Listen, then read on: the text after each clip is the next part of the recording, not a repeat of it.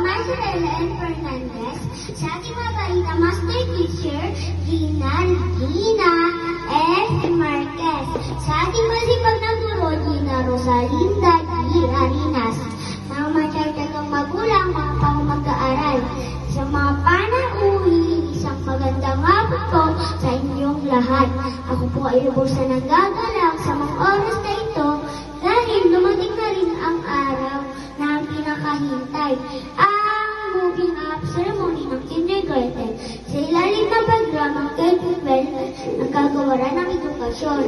Nais ko pong pasalamatan ang aming guro na matiyagang nagturo sa amin ng mga aralin sa araw-araw at walang sawang umunawa sa aming mga kakulitan at kainaan.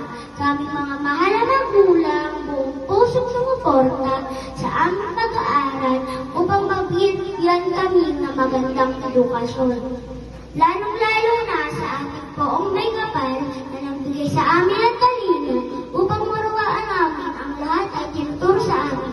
At sa mga kapag mag-aral, salamat sa mga panahon tayo nagkasamang nag-aral, kung saan tayo natutong sumulat, lumasa, gumilang, gumuhit, sumayaw, kumanta at dasal.